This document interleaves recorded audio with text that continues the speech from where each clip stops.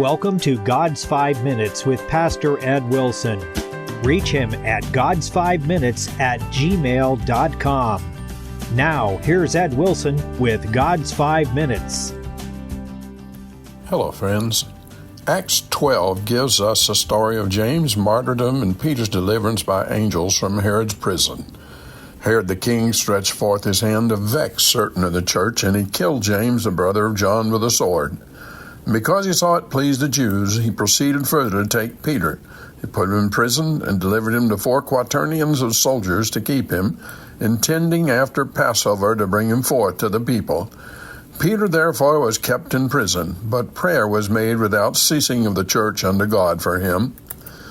This man was grandson of the Herod who caused children to be murdered when Jesus was born. He was a typically oily politician who had the right connections and flattered the right people in both Rome and Jerusalem to win high office and keep it. His actions proved he was a man to whom power and position were everything. He saw morality and just government as nothing but the dreams of fools, and was cheerfully willing to practice any cruelty if he thought it would advance his standing with those who could benefit him. The world has endured the caprices of a lot of those in the ages since. There was no reason to think he cared about James's or Peter's religion one way or the other. These men, whom Jesus had personally tutored throughout his ministry to be chosen vessels to transmit his message to the world, were nothing to Herod but pawns he could heartlessly sacrifice to purchase some favor with the Jews.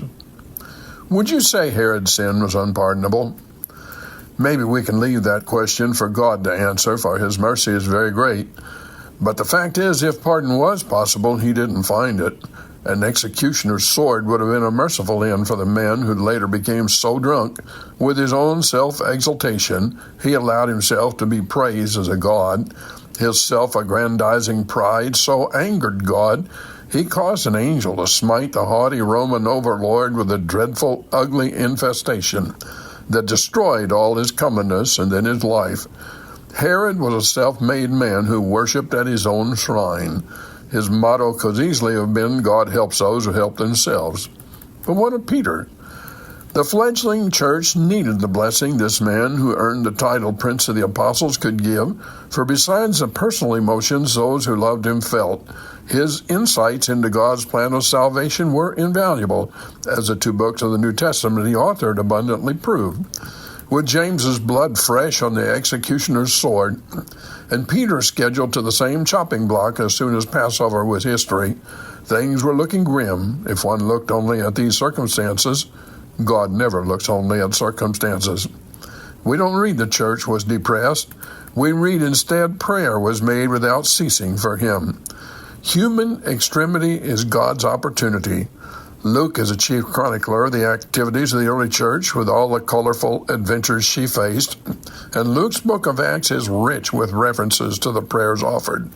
The church did not possess armies or vast amounts of money. Compared with the authority of the Jewish leaders or the strong arm of kings, she was powerless, but she could pray. Prayer is the one weapon God has allowed his believers in his New Testament church. And in this case, as in so many times in the ages since, the final outcome proved the humble path of the child of God was holier, more blessed, and happier than that of despots and evildoers. Luke said prayer was made without ceasing. The Greek word translated ceasing means to be stretched out, and also refers to fervency. Those praying for Peter stretched themselves out before the Lord, which means they prayed with all prayer and fervency in the Spirit, which was and will always be the proper spirit of intercession for moving the Father on his throne. God's answer cost the lives of Peter's jailers, and that's a very serious thing. But it restored a mighty apostle to the church and gave us 2 books of the New Testament. That's the manner of his dealing. Have you talked to God today? You have been listening to God's 5 Minutes with Pastor Ed Wilson. Reach him by email at GodsFiveMinutes@gmail.com.